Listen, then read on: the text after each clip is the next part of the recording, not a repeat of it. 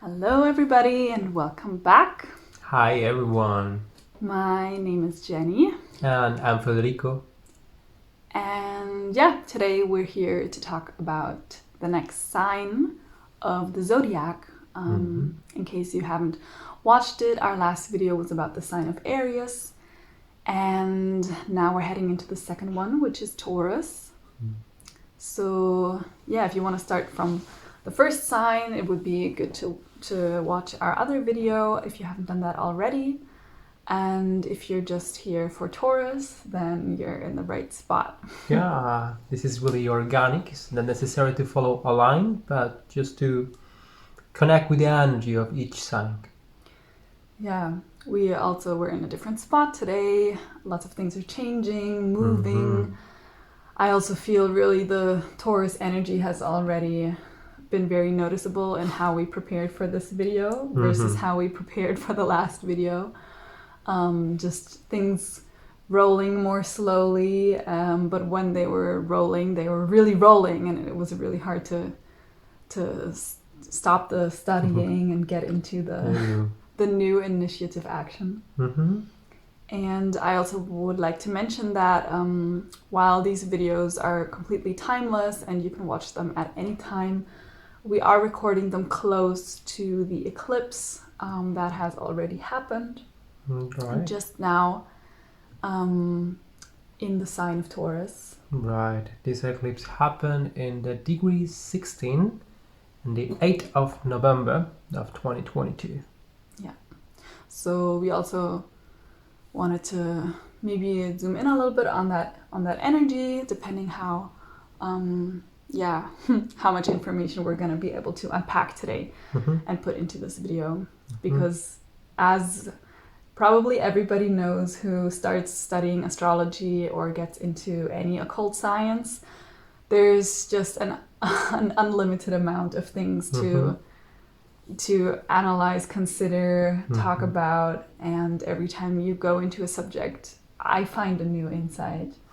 The path is infinite. You can just walk wherever you want to go, and you're going to find more and more to add into the knowledge. Yeah.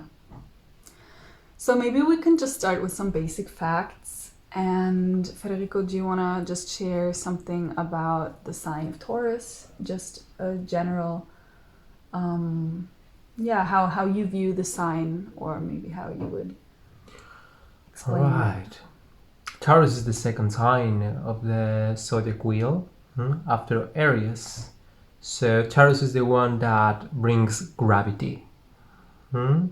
Taurus is inercy. It's just the one that takes the energy that is primordial with Taurus and centers it. Just put it into stillness. That's why Taurus is represented with the archetype of the bull, because he's massive. He's just standing into its place, setting into the ground. And the Taurus is the representation of the Mother Earth. So its fertility is this soil that has everything that's required to fertilize it. So Taurus is an energy that is present everywhere when we talk about life. But as we talk about death, we can just go deep about this, because Taurus is just present as every single sign, but Taurus is this materiality, is the physical, is the resource that we can see as tangible. So a lot of things in astrology are like categorized, for example, by elements. And we have some of these categories to kind of help us find a structured approach to understanding. So the first sign, Aries, was the element of fire, and now Taurus is the element of earth. Right. Each fire and each earth, each water and each air in the zodiac sign has a different expression. That's why we have categories. Taurus is not the same earth that Virgo, than Capricorn, as Aries is not the same fire than Sagittarius or than Leo. It has a different expression, but of course, the base is the element. So for those maybe who don't know much about astrology at all. Usually, or not usually, but always, there are 3 signs attributed to each of the 4 elements, making the 12 signs in total. So Taurus is the first of the earth signs that we encounter in the wheel, but it's not the first of the earth signs if we look at the signs from the threefold perspective of the cardinal signs, the fixed signs, and the mutable signs. So the cardinal energy of an element, and Taurus is a fixed element. Right. Do you want to share something about what that fixed quality of an element Of course. entails? Yeah, let's first just give a brief knowledge of what it means, right? What it means cardinal is that is the energy that it comes first, is the initiative, is the pioneer energy. Which we had with Aries. That's right. Being a fire element representative. So it was this cardinal energy, it was this first spark, it was this pioneer, this first impulse. So now we have Taurus, which is a fixed sign, but it's also a different element. It's now Earth. That's right. So it's an earth that stabilizes. It's fixed. So it's the one that fixes things. It's the one that just put them into its place. It's the one that takes this primordial energy and says, all right, here you are. This is your shape. This is who you are tangibly. And then just to close on that, we have the mutable energy that comes after the fixed energy. Mutable is the one that just takes the energy towards an end or that changes the direction. But that's something that is already fixed. I heard someone describe it once as a cardinal energy being this first action, or like initiative action, and a fixed element being more of a continuation, so creating kind of a stability or just a like holding the momentum of something, and being steady. And then the third one, the mutable one, being a moment of evaluation, of considering, do we want to continue with this? How can we continue with this? How can we not continue with this? Right. Do we maybe need to initiate a new action? So then like kind of building the arch to the next cardinal element again. These 3 aspects within the zodiac wheel, they are just one following the other. So after the cardinal energy that we have, just the 3rd sign, Gemini, it starts again, with the mutable energy that is Gemini. After it comes the first cardinal again. So first cardinal, fixed, and mutable, and just continues 3 by 3 by 3, the same organization. So we have a fixed earth sign, and you can already kind of extract some of these Taurus qualities from that knowledge of it being an earth sign and it being a fixed sign. So typically Taurus traits, and we're talking about the energy of Taurus, of the archetype of the sign of the zodiac. So we're not talking about a single individual who maybe has their sun placement in Taurus, because I just want to emphasize that, because a lot of people tend to overextend qualities of a sign onto the entire personality of a being, of a person. And sometimes that's confusing when you read a chart and then or you read something about one sign and then you feel like, oh, but that's not really how I personally am. But it's a much more complex interplay between many aspects. So we're talking about like the essence of this energy, and not only about people who, we'll get into that a little bit. But so Taurus has this this quality of being like a bull, Yeah, steady. of being steady, of maybe being a bit slower in the movement of energy, but also maybe more grounded, also maybe more heavy, more like prominent or Right. powerful in a sense of like when you go and start moving in one direction, maybe you don't steer off so much off of the sides, but like being more straightforward in the direction that you start rolling in. Right. Taurus energy is a ruminant. It just is chewing. He has 5 stomachs. Talk about the cow or the bull, and he's just like slowly, just checking. So it's not that it's not steady and it's not going to change. It's just it's going to consider the change and slowly it's going to chew it.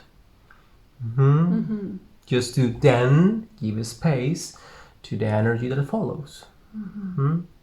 So usually it's understood as a stubborn energy. Stubborn or even lazy. Yeah.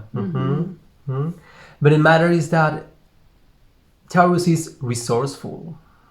Is all of the physicality that is so connected to the ground, is so into the matter, that really requires to understand the implications so the change can go on. Yeah, I also wanted to mention some of these negative traits that are mentioned, that it's all a matter of perspective for me. Like the stubbornness or the laziness. First of all, we have positive and negative qualities in every sign. It's not that one sign is positive and another one is negative. This is just the polarity of opposites that we find everywhere where we look in life. So there will always be one side and another side, and how we declare that to be positive or negative is very subjective. Yeah. So being lazy, for example, or being stubborn can maybe be perceived as a negative trait, but it can also be a very beneficial trait. Cool. Like if you're very, very stubborn, maybe it can also mean that you're not so easily influenced by the outside world, that you're more sticking to your own values, your own morals. You're not so easy to just hop out of a commitment, you know, you're maybe more stable and grounded. And being lazy can also mean that you're taking more time to rest, or that you are listening to yourself more than what somebody else wants of you, or, you know, so I just wanted to, to just remind that anyone who is maybe resonating with some of these negative qualities to just find the perspective in which these negative qualities can be also beneficial, and also vice versa. Like positive qualities sometimes aren't the best quality in a subjective situation. You talk about the value. Taurus is the value of things. Is the one that is taking the potential that comes from Aries, of this first spark, and then it just says this has value. We can work with it. We can just set it. So is the energy that is shaped and that just contains all the potential, and that is just there sitting. So it can be aimed without just like launch it, but more like all right, let me chew it. I love that you came back to the chewing again, because I think it would be good to explain how the signs are correlated to the bodies, for example. So from how we study like astrology, or my personal perspective on it also, is that these are energies. These are archetypal ways of portraying certain forces of energy that are there in life and that contribute and influence all of the things that come together as what we call existence, what we call life. And that these things can be found as representations in basically anything. Right. So one example of that is that all of the astrological energies, the signs, but also the planets, like you can go very into detail with this, but you can also just keep it more broad. Also, something that shows up in life is this macrocosmic, microcosmic perspective. So you can always take something and then go deeper and deeper and deeper, like a fractal, into seeing the same patterns again and again, just on a more fine-tuned scale. But what I'm trying to get at is that the parts of the body are kind of associated with each of the signs. And the broader perspective of that is if you just start from the top of your head. I think we mentioned that in the last video about Aries, that it represents the top of the head, but it also represents the mind. And as we move down, we have Taurus, we have Gemini, and it proceeds with moving further down the body. Until the feet, that is the last one, which is Pisces. Yeah, exactly. So, and then there's the finer, more detailed perspective. Which planets which and would specific. Be probably an entire video worth of several videos. If you're interested in that, let us know, and it would be nice to have a video also about going into detail, because it's very interesting for me. I know that some people, they take these body associations to also read physically how people's placements might be in a natal chart. So saying that Taurus areas look like this, or a certain part of the body looks like this, and it means that you have a lot of Cancer energy, or a lot of Jupiter there, or a lot of Scorpio here. You can do that. I'm not like super. I don't have a pinpoint opinion about that at the moment. Yeah, and within occultism and esotericism, there are many ways of studying, many ways of walking the path. So now we talk about this expression of laying clear, like, I'm not that, this is not, I'm not close. Somehow this is the energy of Taurus. Taurus is the neck. Taurus is the mouth. Is the system that allows us to chew the things. Yeah. That was at the chewing. Yeah, because Taurus represents this part. And I think it's helpful to understand this, so that it can be helpful if you're using astrology also to like assess your personal health. So if you have problems with certain parts of the body, to kind of check in, where is the emotional energy that is maybe causing the sensation, and if you're unsure to how to discern that, it could help some people to take a look at the natal chart or at the transits and kind of find out, okay, well, this area, I know that this is Taurus, maybe I'm looking at what the Taurus placement's doing right now, what is happening there, and maybe it will help some people to work on things. And the other reason I find it helpful is to understand more of the Taurus energy. If we have that connection like present and are able to visualize it. So as you just said, it's the throat area. And Taurus traits are usually also connected to speech, singing. Taurus energy is said to like bring a good voice. And do you have like any other associations? We can go into specifics, but Taurus is the energy that gives shape. So it's also the hands. Taurus is the body. So the body itself, but from this expression that is the throat that allows to give shape to what we do, the body just represents that. So whatever like manualities, things that require of getting into the dirt, that is Taurus. That require of focusing into something in order to understand it. That is Taurus.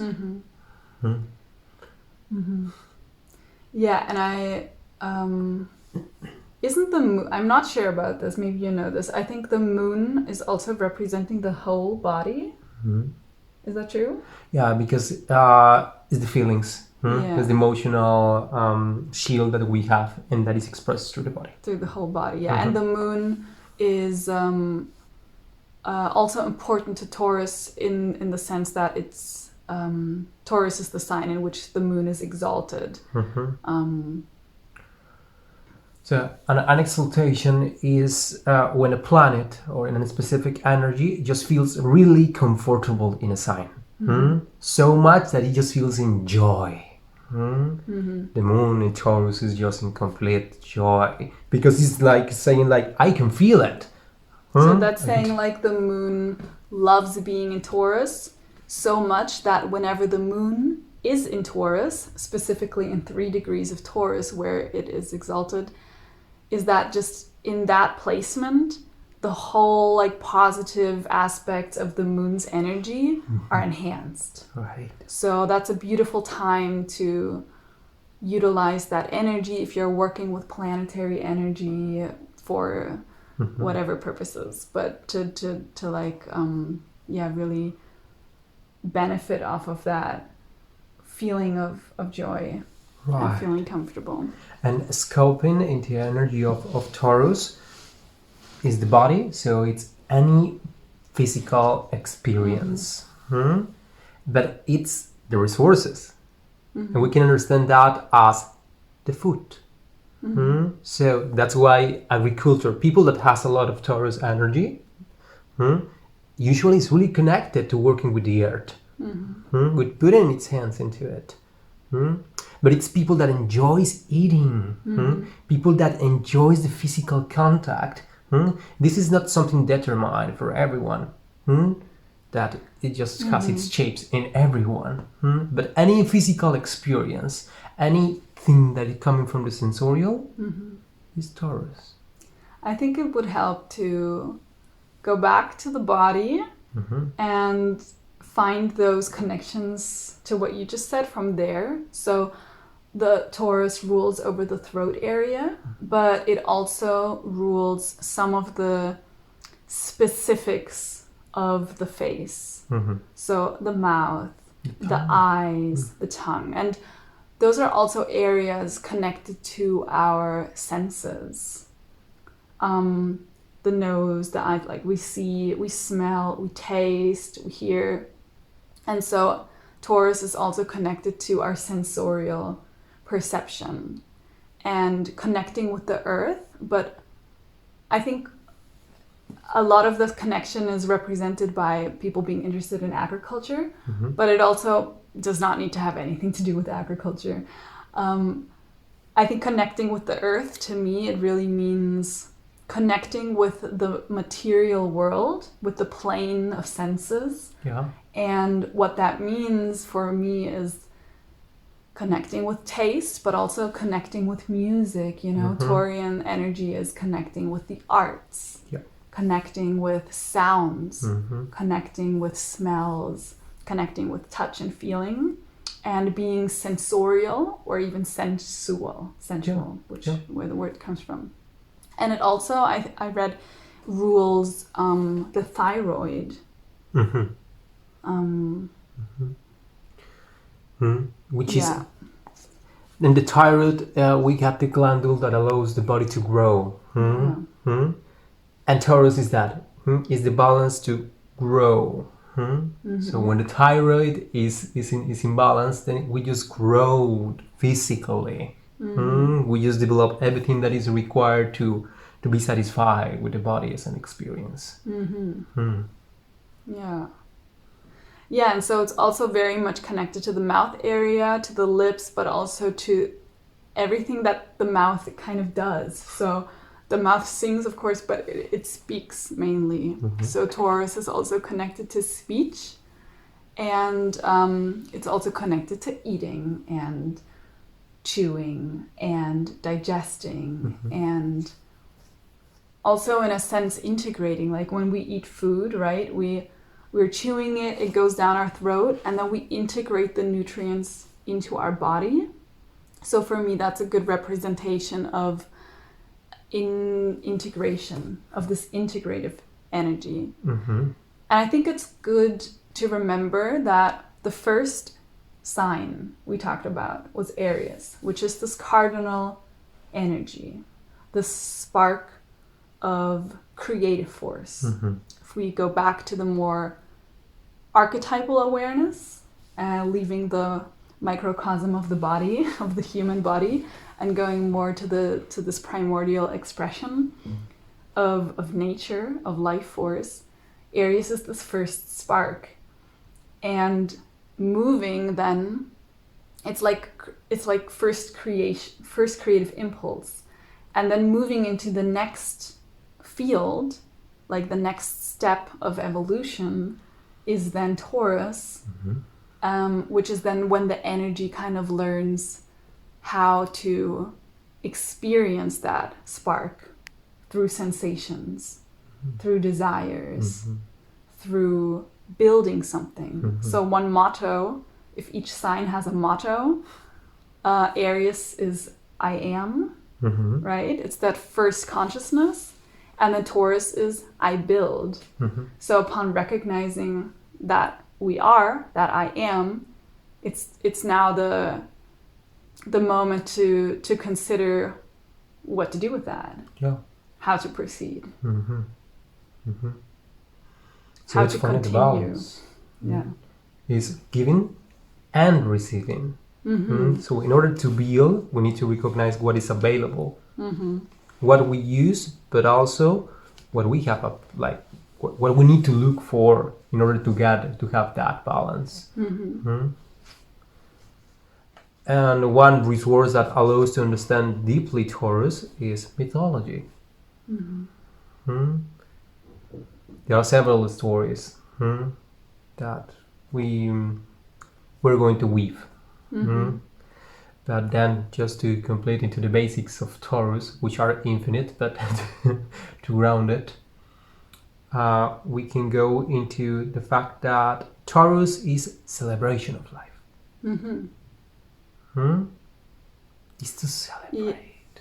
Yeah. So I think one thing we haven't mentioned yet is the ruling sign of Taurus. Each sign has a ruling planet, the ruling planet, I mean. And in this case, for Taurus, it's Venus. Venus is the most recognized one, but there are several scholars that say that it's not Venus, but the planet Earth. The planet Earth. Gaia. Which, as it happens in many occultism studies, we can find a sense within many perspectives. But it also depends on what is your intention, if it really fits. Yeah, I feel like both fits, because Venus, for example, represents love, which represents the things that we love and how we love and what feels lovely to us, you know?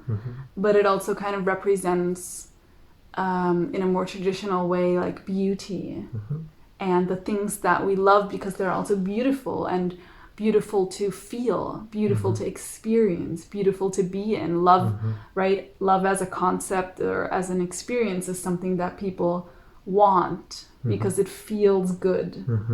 So it's that type of energy that is connected with Taurus. And if we think about Taurus as like the building block energy of life, and we also consider from certain occult perspectives how this life is created. So I believe that my environment and my experience is being attracted through me, through the will of my soul, through this kind of energy that resides within me and within all of us.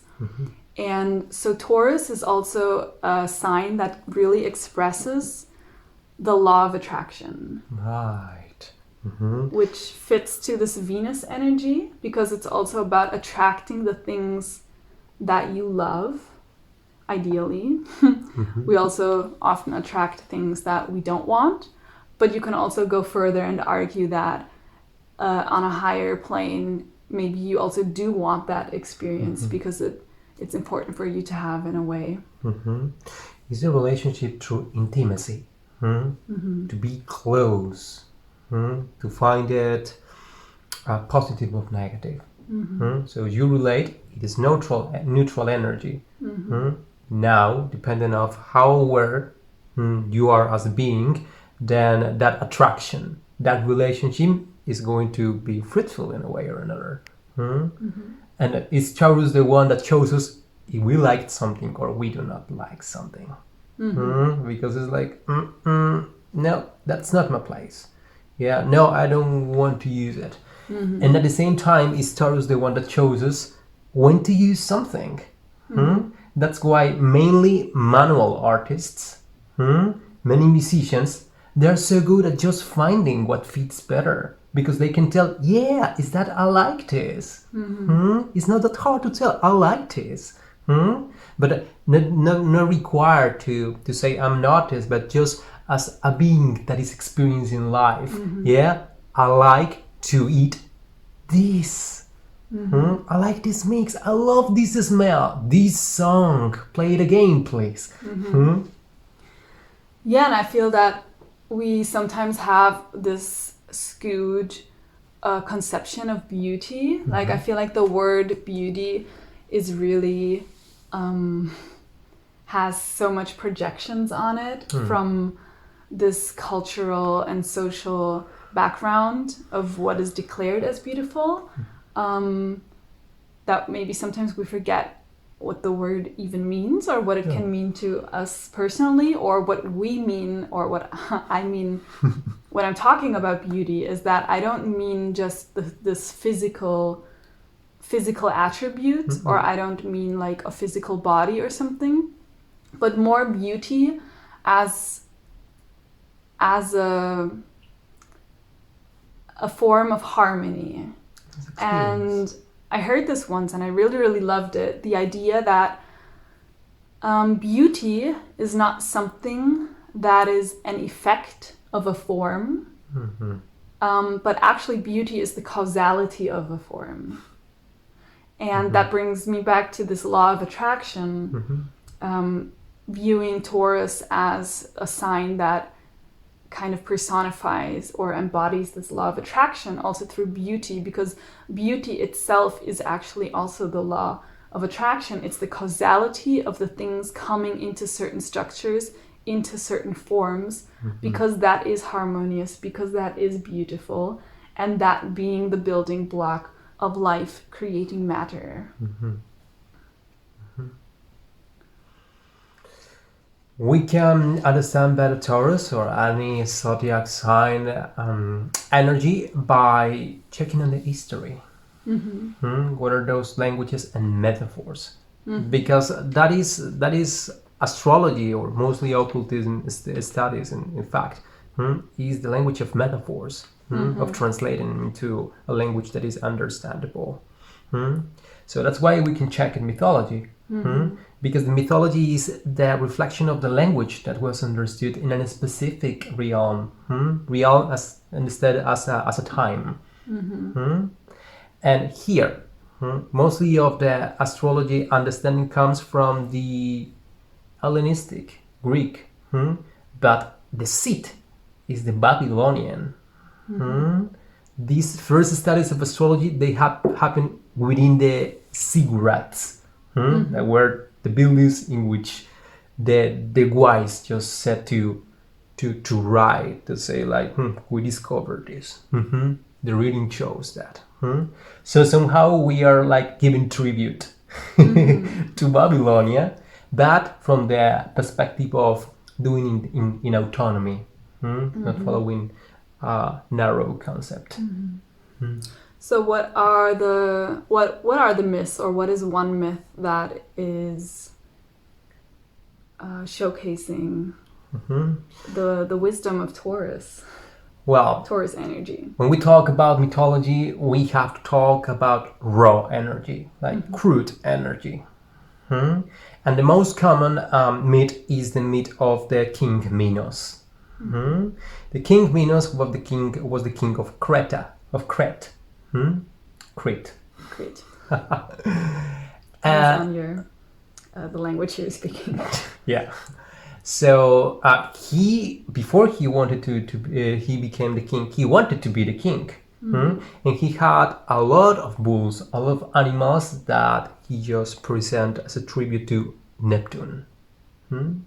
But he wanted to really become the king. He was recognizable in the whole island. So he just asked Neptune if he could help him.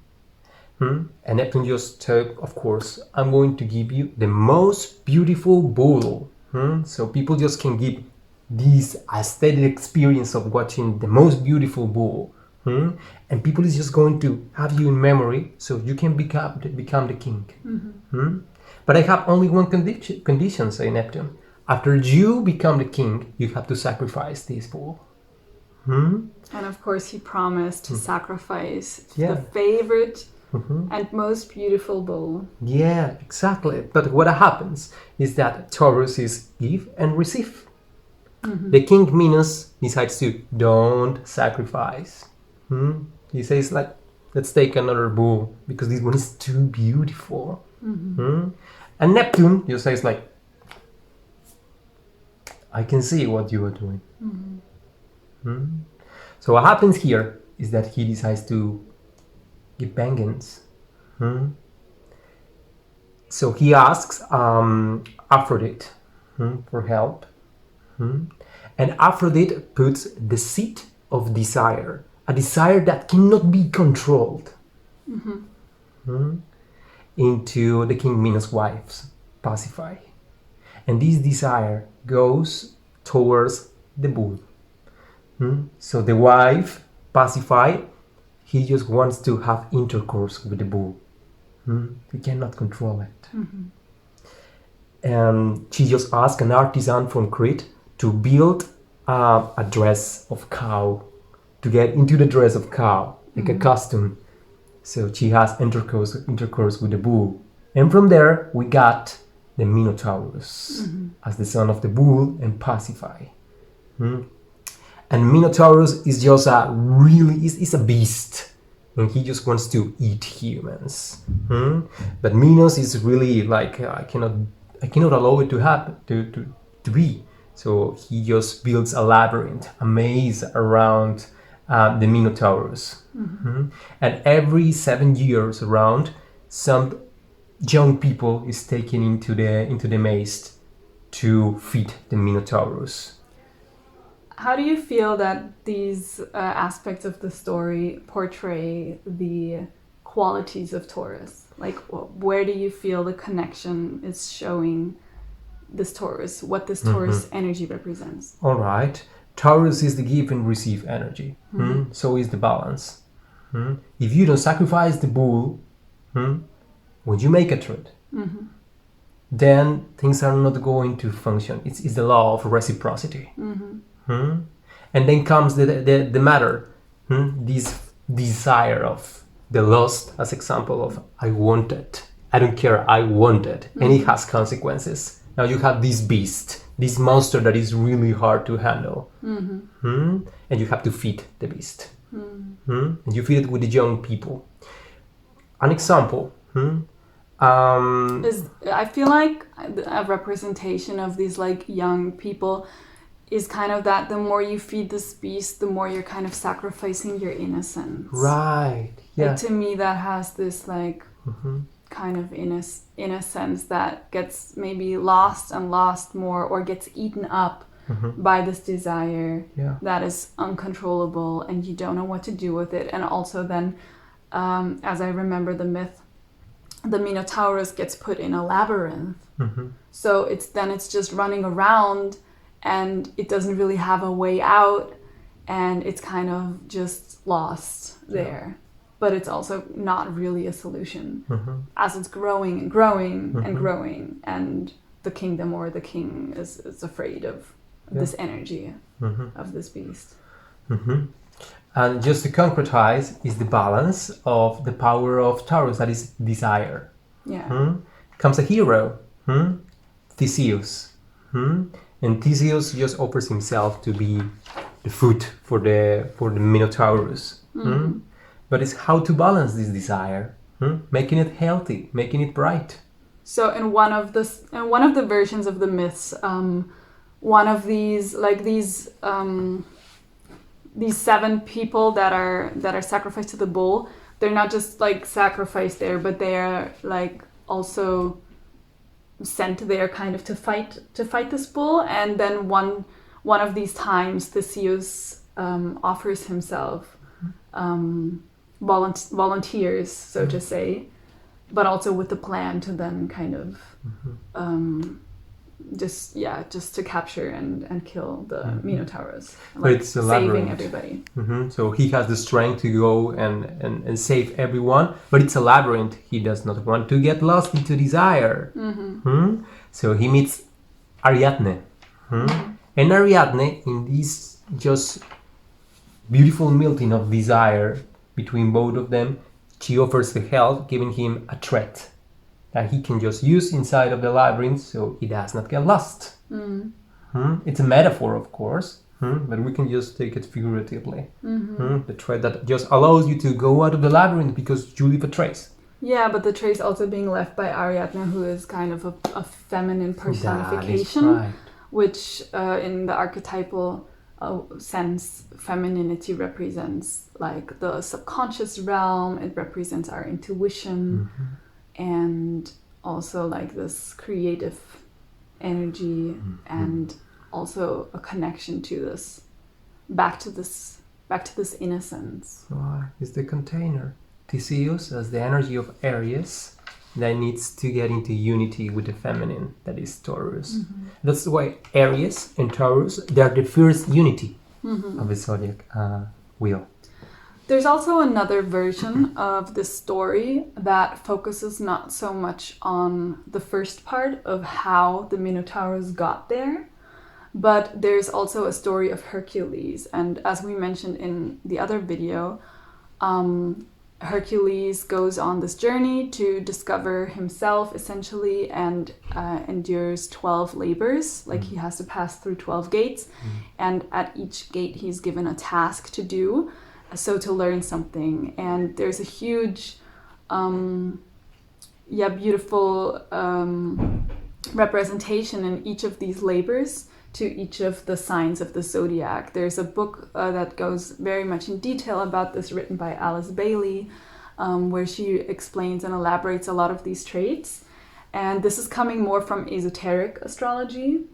So what we know as exoteric astrology is more of these like outside, how do the signs express outwardly? How do they look? How do they act? What are they? How can they be identified? What are their traits? What are their behaviors? And esoteric astrology is more connected to the inner development and the inner unfolding of the soul. So it deals more with what does this Taurus energy want to teach the soul, or what is the soul teaching itself through the experiences as Taurus, through the Taurian expression within itself. And in this story with Hercules, what happens is that Hercules is sent as the second labor. So just shortly after he has begun his path, he is sent to capture a bull. And this is the same bull that you were just sharing about in the myth of the Minotaurus. It's the bull of the king Minos in the labyrinth. And instead of Theseus going there and killing it, what happens is that Hercules is sent there to capture and to save the bull. And it is said that he shall bring this bull back to the holy place. That's how it is written in the story. So what he does is he goes there, and in case you don't remember, in the first labor, he kind of did his task, but he didn't do it so well. And so his best friend died. The best friend kind of representing a part of his personality. So now he goes in with this very different energy. And he's also much more confident. And also this is a task that he does that seems to be quite easy for him. And at the end of the story, it's kind of emphasized that it's not about the tasks being hard, but it's about the tasks being done well and precisely and correctly. And it's not about strength, like physical strength, but it's about finding a way to just really understand the lesson.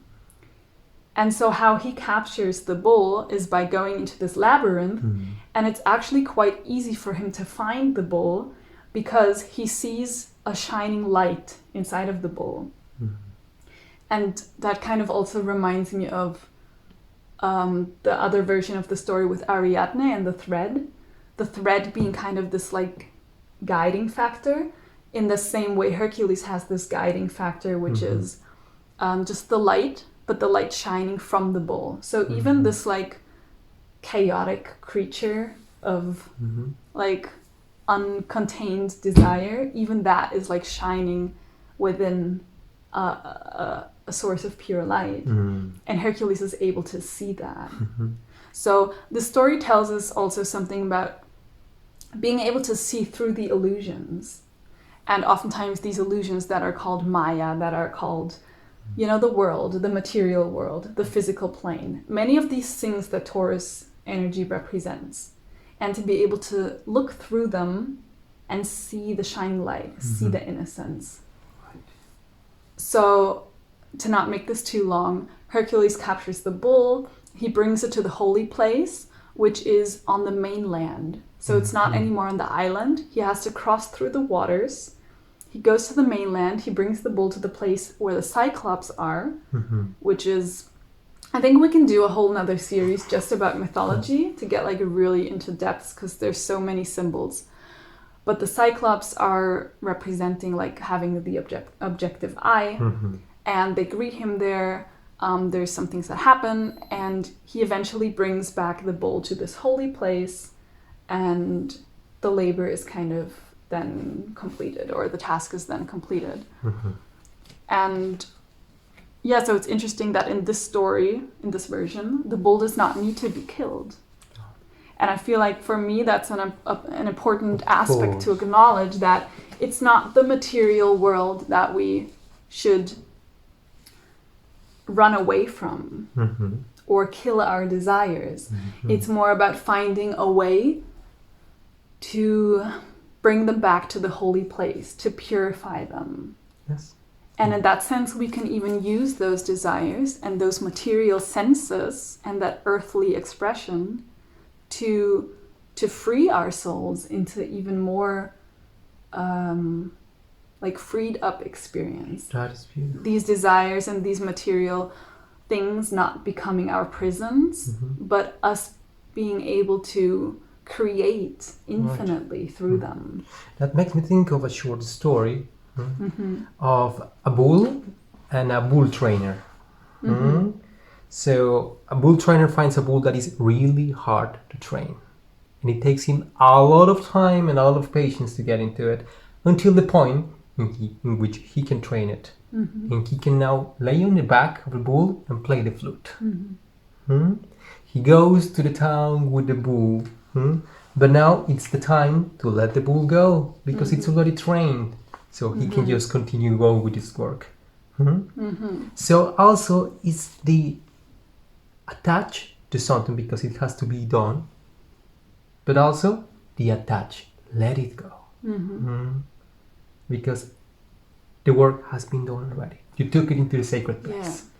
And I think that's something that one might argue may be a difficulty for people with a lot of Taurus placements in the chart, with a lot of strong Taurus energy, letting things go, and not to stay so much in that comfort zone, to not stay so much attached to the things that make you feel good, that you love, that you desire, that you want to feel and sense all the time, that are so beautiful for you.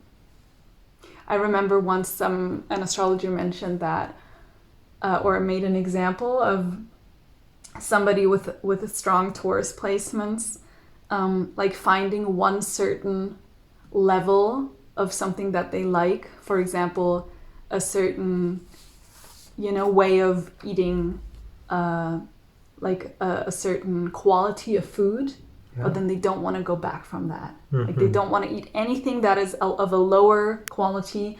And sometimes they also don't want to eat anything of a higher quality. They just want to stay with what they're used to. Or like related to music. The example was, I think, like the person who plays like their favorite band, but it's like already 30 years old.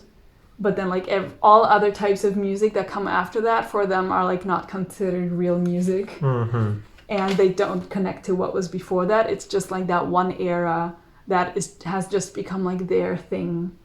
And then they get like hyper focused on that. Right. So that's why for Taurus energy is necessary to recognize what was before and what comes after. Because it's recognizing how the potentialities can bloom. I hear something that is different, but what is composing this? I don't have to eat it just the way in which it is. I can just decide how to do it, how to live the experience, how to bloom. And it just brings something important really fast. And it's that Taurus is the one that stabilizes the energy of a spring. The spring comes with Aries. Then comes Taurus, and Taurus stabilizes that energy. Taurus is the stabilizer. And it's the same thing with all of the fixed signs. They are the stabilizers of each of the seasons. Yeah, I feel like there are some aspects that might be good to mention that we haven't gone into yet.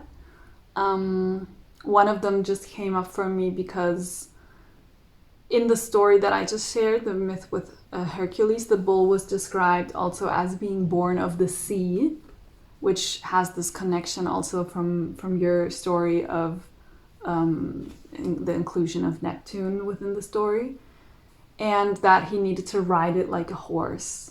And so it's about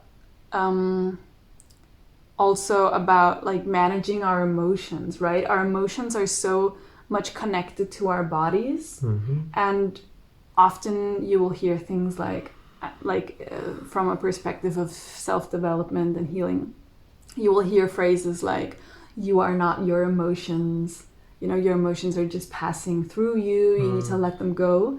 But I think sometimes that's really hard when we really feel something deep in our bodies, and that these desires create emotions, and that's like the difficulty of the sign, is to really manage our emotions.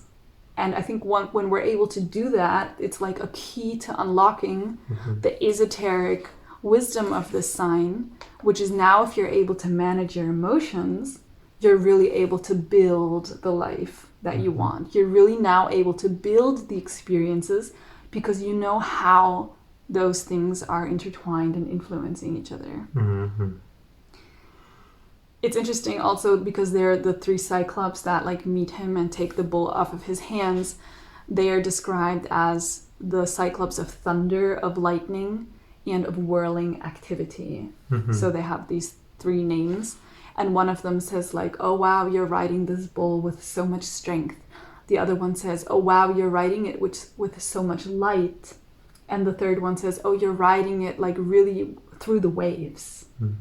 And I think these are the three aspects that if we're able to find that strength, find that light, and able to ride those waves, those emotions, or riding the bull like a horse, like our emotions, then we really reach that deeper level of becoming the architects of our material world, of our existence. And I really like these esoteric teachings because I love to study astrology and to study tarot really from this idea of the soul moving through a cycle of experience in order to understand and master itself even better. So with the sign of Taurus, one of these key ideas from this esoteric understanding is that this moment of Taurus, and I feel this is applicable in the sense that if you're looking at your natal chart, you can understand which areas of your life are the keys to having those insights, to mastering those things that we just mentioned. But also every time Taurus energy is externally around us. So things that are represented as Taurus energy, like every time we're dealing with something physically tangible. Yeah. And also every time we're in a Taurus phase of the year. So in that time span, in that month of Taurus. And spring. Yeah, that it's also a beautiful time to connect with that energy. And but also in times in which Venus is related with an exaltation. That again is a moment in which it is just in full joy.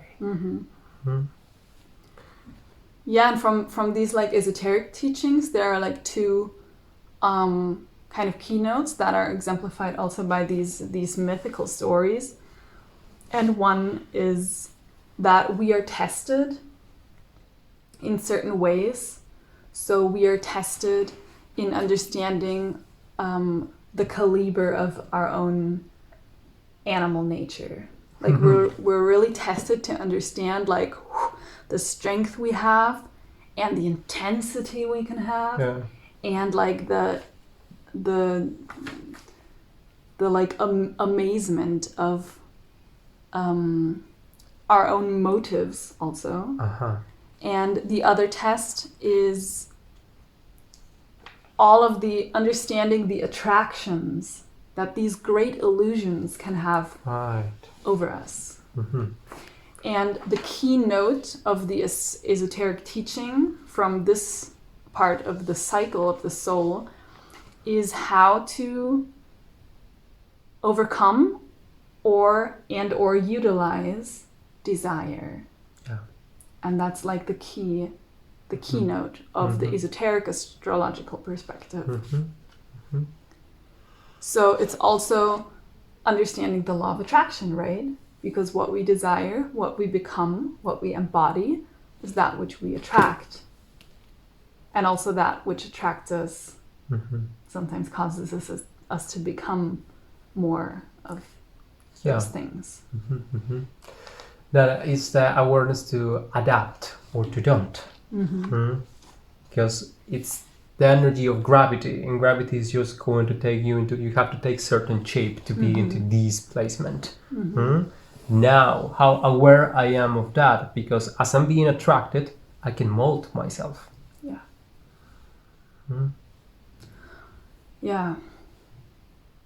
It's also like we spoke earlier about the exoteric astrology of the body. So how Taurus expresses as our voice, as our speech.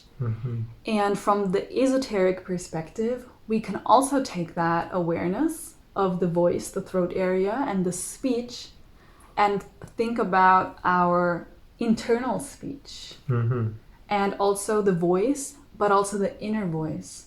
So this Taurus energy is also about really understanding our inner voice, and as the opposite of speech, silence. So also really understanding our silence and what that can open up for us, for our own inner understanding.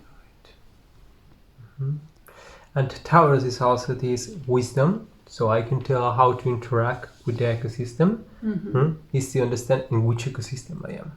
What are the conditions that are surrounding me? What is available, and what has to be worked in order to have a more a safer experience within what is being in contact. So again, is the intimacy, is the closeness. How do I relate to this? And I feel like a good way to understanding your environment and the things around you sometimes is to slow down. Right, be Taurus. So that would be a really good way to like harness that Taurus energy and utilize it towards the aim of a better understanding is to acknowledge that slowing down can open up opportunities. For example, energy that is moving all the time, like everything is always moving, right? Everything, even the physical things we touch, their energy that is always moving, and the slower they move, like the more physically tangible things become for us. So also this slowing down even creates matter to like be stable in that sense. Yeah. I'm not sure if I explained that well. It was pretty well. It just makes me think of this first triad, Aries, Taurus, Gemini. Aries brings this energy, Taurus stabilizes it, and Gemini is the faster one that applies. Yeah, is the thought. So it's finding the balance in between those that are surrounding us. So I don't just come like too fast, but also I don't give too fast. But I can just like, I receive, I contemplate, I chew it, so then I can give back after recognizing what is here that I have. Yeah. Also, another of these esoteric insights about the sign of Taurus is these 3 like traits that are to be internalized through Taurus. One, like the traits of the creative force. So one being light, illumination, and sound. And I think those are also 3 qualities that kind of are really important for our whole physical world. Like light, illumination, and sound. Right. Oh. Light from the sense that we see things, you know. Illumination from a perspective of things being recognized, or maybe even illuminated with something like that, with that breath of life, or with that inner light, with that inner shining. And sound being like vibrations and sounds, and kind of one of the, what many people believe to be like the first moments of existence, maybe before even light was there, was like the sound, this like of the universe, like the first waves. And I don't know, I don't want to get into a discussion now of if light or sound was there first. But the point I'm trying to make is that it is an expression that these 3 traits are like related to Taurus, of being light, illumination, and sound. And that I think it's beautiful if you take that and make a connection back to what you said at the very beginning of Taurus being that earth. And as we also understood through these mythical stories with the bull, and this light shining in the bull, or the white bull, or this sacrifice, or having to be made, and the thread having to be there to kind of show us the way back. This sense of purification. And I don't remember where I was taught this, but the Taurus and earth element is also like this representation of the Virgin Mother. Yeah. And the Virgin Mother is this figure that represents birthing, right? Creating something, the world, like manifesting something into the physical plane. And this Virgin Mother is also represented by the moon. And that's why the moon is exalted in Taurus. It feels so well in Taurus. But that the moon and this mother, this feminine figure, it's not just a mother, it's a virgin mother, which means for me the word virgin is connected to having this autonomy, this sovereignty, being connected to the essence of what was before an influence. So being the uninfluenced, that's what the word represents. So it's the uninfluenced feminine energy, which means that it becomes exalted in the sign. Mm-hmm. It becomes the most joy in the sign when we are able to tap into that, into that innocent life birthing quality in ourselves, in others, in how we perceive the world. And that's when this exaltation happens. Yeah. And also takes to the question of how do I accept to what is being given to me? How do we use it? How is this that I open the doors for things to come? So is the virgin that just manages what comes to remain virgin. She does not close the doors, like, no, not influences at all. It's like, let me see. Yeah, you can plant the seed here. What I also think fits very well is one of the tarot cards, and I don't want to get too deep into the tarot card associations because they're very complex in the sense that there are multiple different perspectives and teachings, and each of them make different connections with different zodiac signs. And just mentioning all of that and explaining why each connection is there would kind of be a little bit too much for the scope of this video. But one of the main attributes that I studied, so not everybody follows this teaching, but one of the teachers that I studied with connected the card number 14 together with the sign of Taurus. So 14 is called the Alchemist, and it's also called Temperance in the classical deck. And I think that's a beautiful card representing this Taurus energy because it's both about balance, about balancing the waters, right? So it's balancing our emotions. It's being able to give and take, as you mentioned earlier, because in the card, the figures are like receiving and giving and taking. It's also coming back to this innocence, like the figure is completely nude, just bearing itself, just showing its skin. It's like this innocence, this pureness. Right. And it's also the card about, you know, when you're shining that inner innocence, you're really able to be the alchemist of your life. And that means that you're able to transmute your own desires. What does an alchemist do? He or she transmutes the matter, the dense matter, back into the more pure, more light qualities, like eventually reaching the gold or the stone, the philosopher's stone, or and also this alchemist card kind of represents being aware of your own blueprint, being able to follow that blueprint, but also being able to craft your own blueprints. And the card comes right after the cards of sacrifice, which are the hanged man or the martyr, and then death or transformation, which are the cards 12 and 13. So after you've sacrificed that and you've undergone this transformation, then you're back at this moment where now you're like back in the energy of having this blueprint of how you want to live your life and being able to follow that. After that, you're tested again, because that's how these cycles work, right? But I think that's a beautiful connection with the element of Taurus. And yeah, as I mentioned, there are other cards also connecting to Taurus. And also, you know, like the Hebrew letters connecting with them.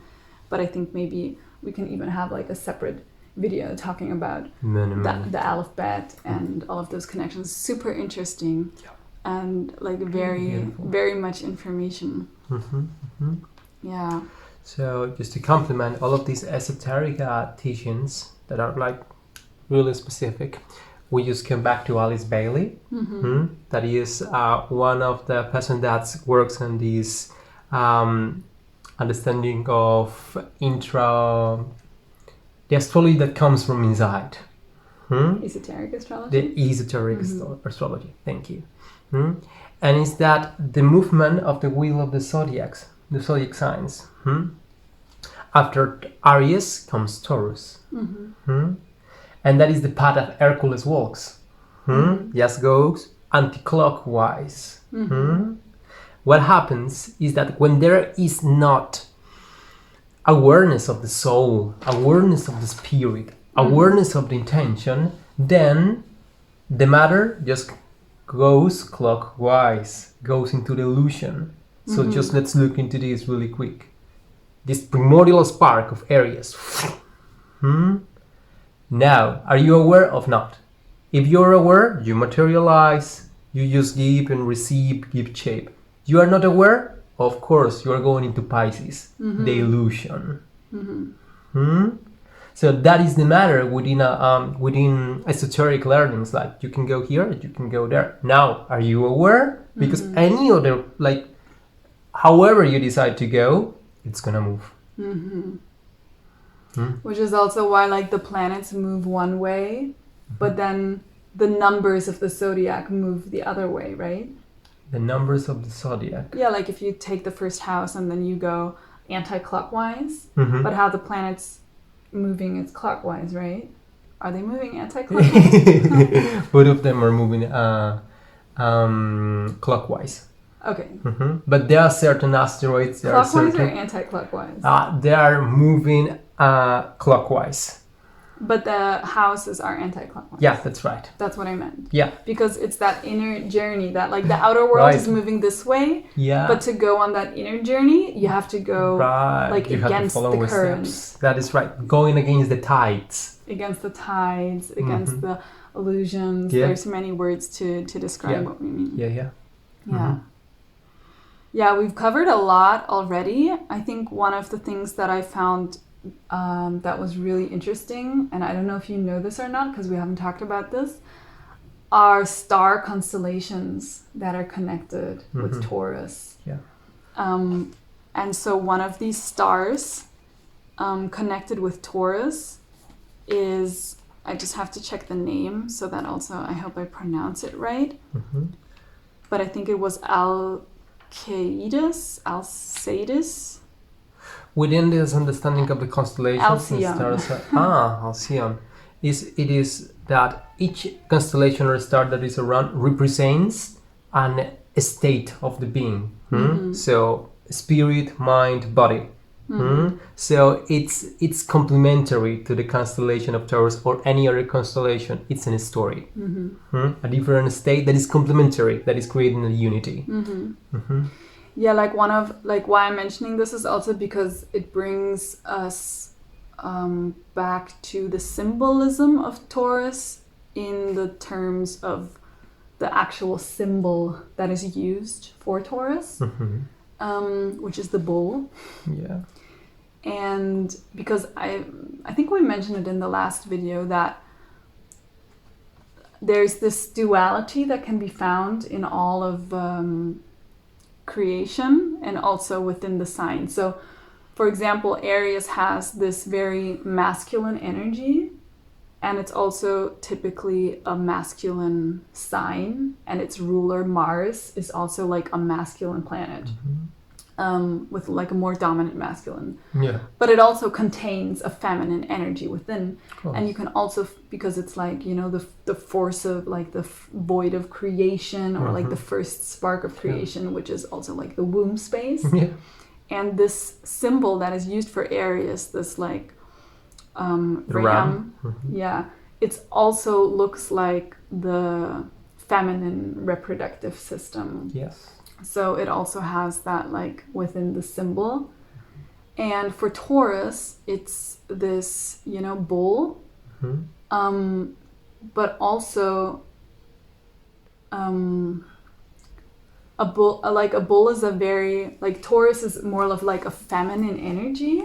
Yeah. You know, it's represented by like Gaia, Mother Earth, Venus, the moon.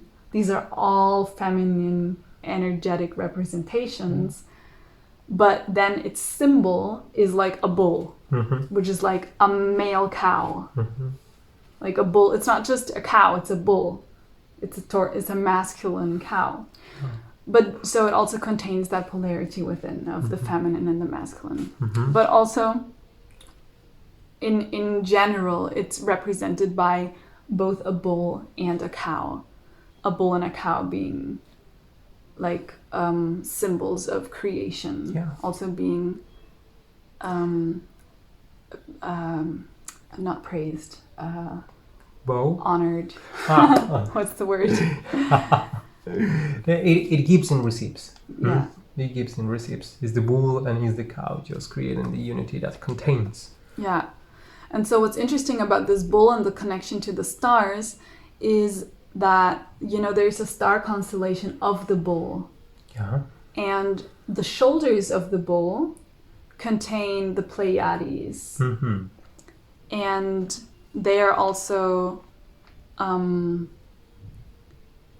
represented, they also come up in a lot of these mythologies connected with the bull and with Taurus as the seven sisters. Yes. And also in the Hercules myth, there were the seven sisters. And they're just kind of referencing the Pleiades, and they're at the shoulder of the bull. And in Egyptian art, they were oftentimes drawn as like a dove, a white dove. And it's kind of the bird that is sacred to Venus. Yeah. So that brings back in this Venus connection. And this Venus being connected to the bull. And if we take back, I'm going to go in a big circle here, but if we even think about what the shoulders represent from the astrological body associations, it's like Gemini, right? Yeah. So it's like communication. So it's like the bull needs to communicate through Venus. It's a meeting point between Taurus and Gemini. So it's the experience that allows the communication to be, because I recognize what is here right now, so I can tell what is the language to be used. Yeah, and that it needs to be experienced through this archetype of the dove, which is also a symbol of peace, of innocence, of Venus. And that there's all of these connections that you can go into that are so interesting, and that represent the more esoteric teachings of astrology. And also in the Pleiades, there's the central sun. That was what I was just mentioning with Alcyone, which is the central sun of kind of our not only our solar system, but it's the sun that our sun moves around. So it's a very central light. Yeah. And that brings us back to finding this inner light, this inner shining, that everything just moves around within the illusions of the material world. And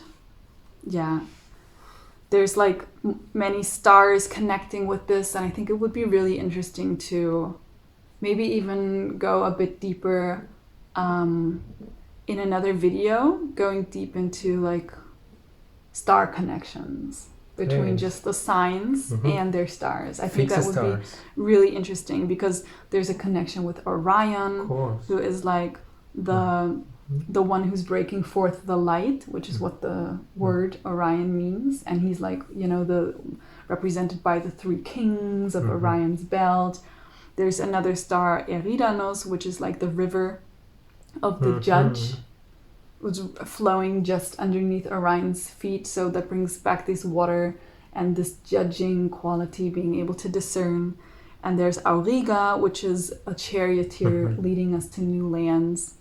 And there's so many connections with astrology that it's not just this Taurus people are lazy and stubborn and they move slowly, and everybody who is a Taurus likes art, and everybody who is a Taurus has a beautiful singing voice, but that all of these archetypes and representations are so much more.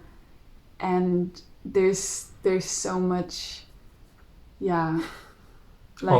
there's so many points of observation that we can stand to look at a sign. What? You can take this perspective, that perspective, this perspective. And while all of them may like lead to the same center point, each perspective brings in a different view. Mm-hmm.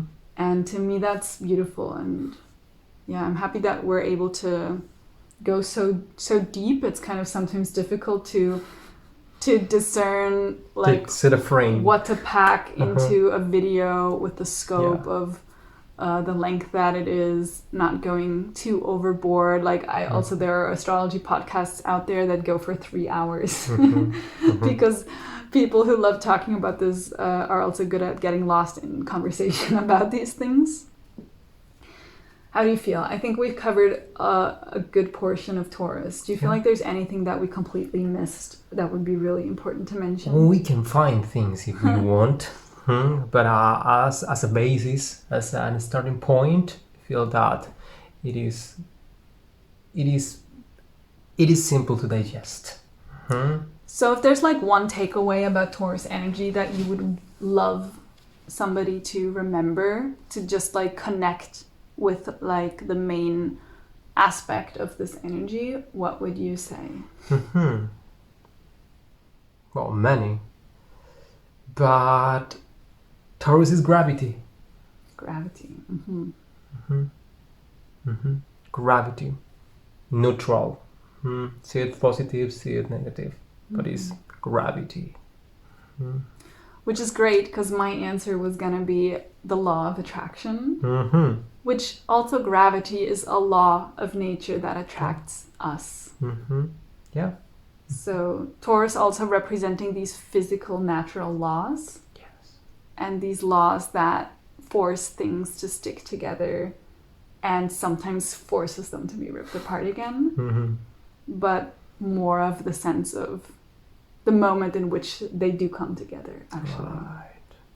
And then the ripping apart, maybe is that the opposite of the axis, the Scorpio? Yeah. Okay, so we'll get into that when we reach Scorpio. But it's just, on the wheel, it's just the opposite sign. So it's always important to consider the axis. And each sign contains the sign that is right in front. So that's why Taurus attach, but detach. Yeah. Great. Yeah.